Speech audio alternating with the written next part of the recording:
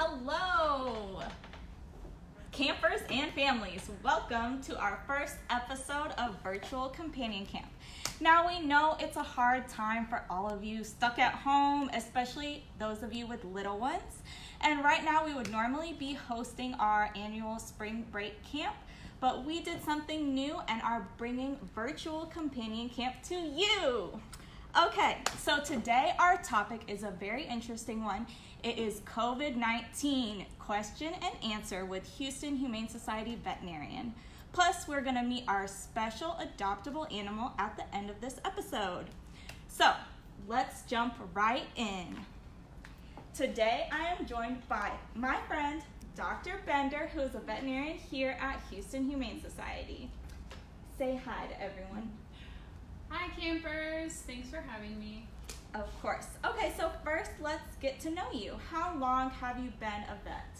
So I've been a veterinarian for almost 2 years now. Wow, 2 years. Mm-hmm. That's great. And how long have you been working at Houston Humane Society? So I started at the end of last year, so I've been here for almost 4 months now. Wow, awesome. And what is your favorite animal and why? My favorite animal are probably blue whales because of their large size and how well they take care of their young. Cool, whales, awesome. What advice do you have for kids out there who want to be a veterinarian like you? Well, for anyone who wants to be a vet, I always recommend going out and getting experiences with different animals of different species. One of the ways you can do this is by attending the Houston Humane Critter Camp that we have going on. And also another important part of becoming a veterinarian is to stay in school and do really, really well in school because when you apply to vet school, grades end up being very important.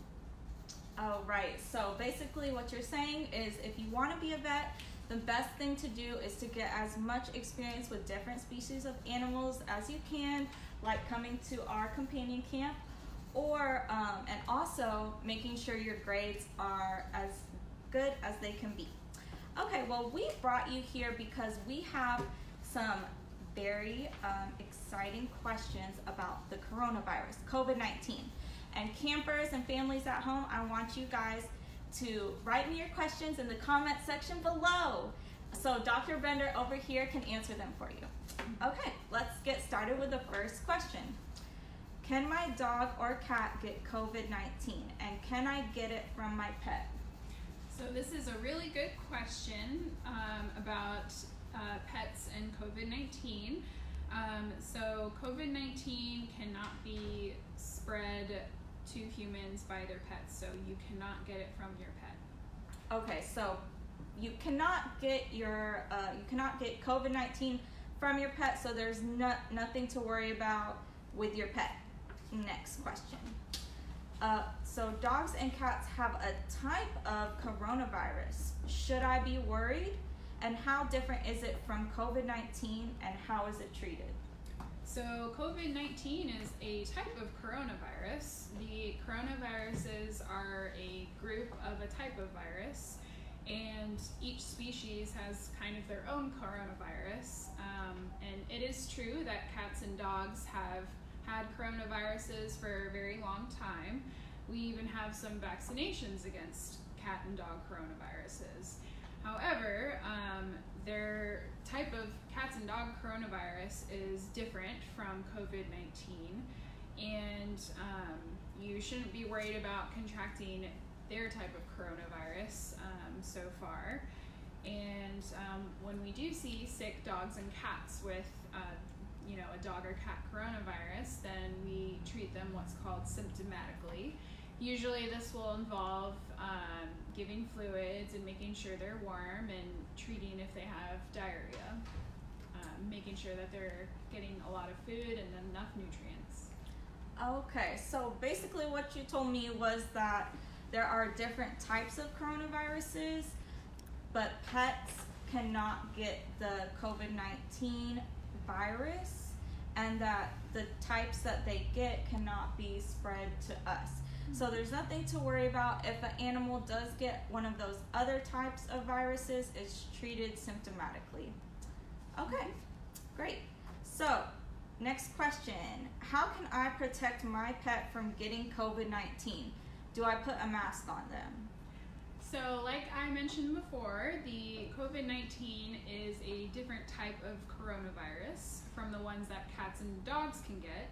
So you don't need to worry about them getting COVID-19, and I would not recommend putting anything on your cat or dog's face.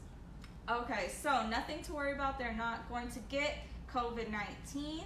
There's no need to put a mask on them. Probably would not work.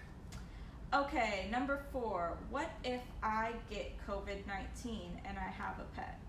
Can I still pet them and kiss them and give them snuggles? So I know I like to snuggle with my dogs at home when I am sick in bed. I never recommend kissing your dog, especially on the mouth, since your dog and cat have a lot of germs in their mouth. But if you are sick in bed, you can absolutely still pet and snuggle your cat and dog if you want. Okay, so snuggling is okay. Kissing in the mouth is a no-go.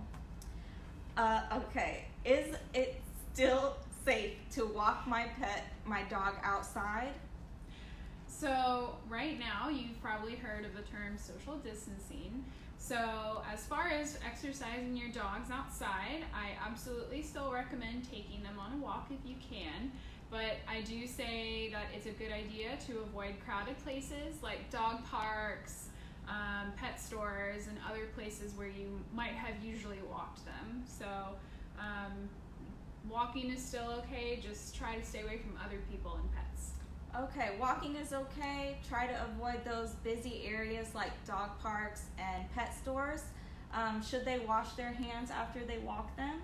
That is a very good idea to do. Okay, great. Should I sanitize their paws? So as far as washing our dog's paws, I do not recommend putting hand sanitizer on them. The alcohol can actually dry their paw pads out and it can hurt. But if your dog's paws do get muddy or dirty, you can use warm soap and water if you want. Okay, warm soap and water for dogs' paws. No sanitizer on those animal paws. Last question. Can I still take my pet to the vet? This is a very good question, Chloe, and a lot of veterinarians are having to actually close their clinics down due to social distancing and trying to keep people away from other people. But we always recommend that if your dog or cat has a medical emergency, to take them to an emergency veterinarian. And there are still some emergency veterinarians that have their doors open. And so we always recommend to call your veterinarian if you have a question about your pet's health. Okay, so for vets, call first. If it's an emergency, definitely take your pet to the vet. If it's something that's just routine, it can probably wait until social distancing is over. Mm-hmm. So let's see if we have any questions from the crowd. Yes, so little Bobby wants to know, why do cats meow? Do you have an answer for that, Doc? Yeah, so cats meow as a way of vocalizing. That's their way of communicating with their kind. All right, thank you. Ashley wants to know, are rats a good pet? Ooh, that's interesting. That is a very good question, and we actually have a rat right now. Actually, we have 2 rats that will soon be available for adoption here at the Houston Humane Society. Rats make excellent pets. They're quite smart creatures, and they're small, so they can fit in a small home, and they're very low maintenance too. You just have to clean their cage and keep them fed and happy, and they make very good pets. Great, and we got one more question from camper Stephanie. She wants to know, why does my pet eat poop? Ooh. So unfortunately, one of the traits that we can see in dogs is what's called coprophagy. And that is the long science medical word for eating poop. And this is something that dogs have done for a very long time according to evolution. And some dogs may do it more than others, but it is a normal trait, and as gross as it is still normal, and nothing to get worried or excited about. Great, thank you. Okay, thank you, Dr. Bender, for coming to our camp today. Thanks for having me, guys. Bye, campers. All right, so next in our segment is meeting our special guest, BB. Let's meet BB. Woo! Okay, so here we have BB. He is a 2-year-old boxer mix. Look at that cutie face. And he's a survivor of animal cruelty. So what happened to BB was he came from a house that had over 50 animals. Wow, and they were all mistreated at that house.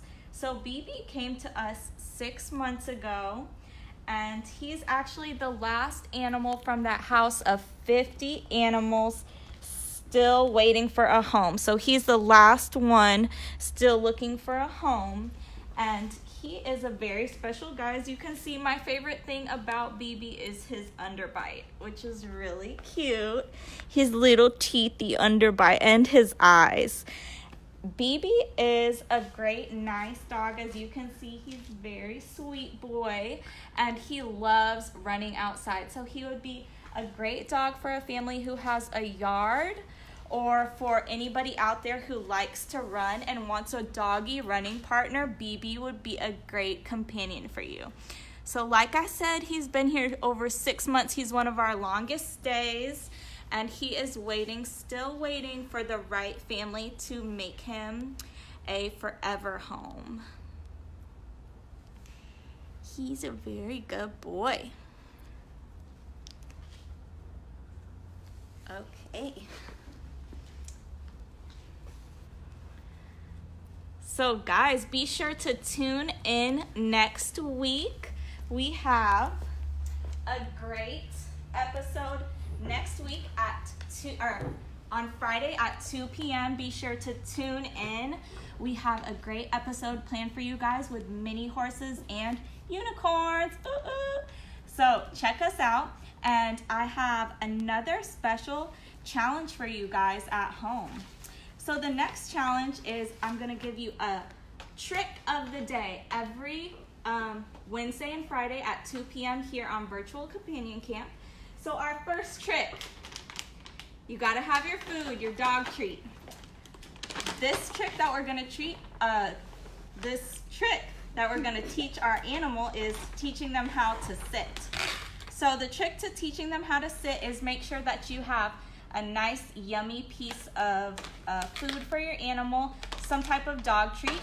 And what you're gonna do is get your dog's attention. Hold the treat in front of them, make sure they smell it, and put it in front of you about mid-waist around where your belly button is, and bring it up to your chest. Get your dog's attention to look up, and when they move their head and eyes up, their bottom is going to naturally go down. Once they get into that sit position, you can feed them the treat. If they do start standing up or going for the treat or get up at all, put it back at your chest. Do the command again and wait for your dog to be sitting. Once your dog is sitting, then you authoritatively give the dog the treat in their mouth so that they know that they're being trained. The treat is going to be in their mouth and they won't have to try to bite at the treat. And so don't hold it in front of them like this. This might be teasing them or kind of taunting them and make them want to bite at the treat. So just give it to them in their mouth. So that's a positive reinforcement that that command of sit, they're always going to get that treat fed directly into their mouth. Don't be afraid to give it straight into their mouth. They're going to get the treat, and as long as they're always trained to be fed that treat, they won't have to be biting at your hand or anything like that. So that's our first trick of the day for episode 1. Be sure to tune in on Friday, and you'll come to the shelter, check out our amazing adoptable dog BB, And we want to thank BB again for being a great special guest.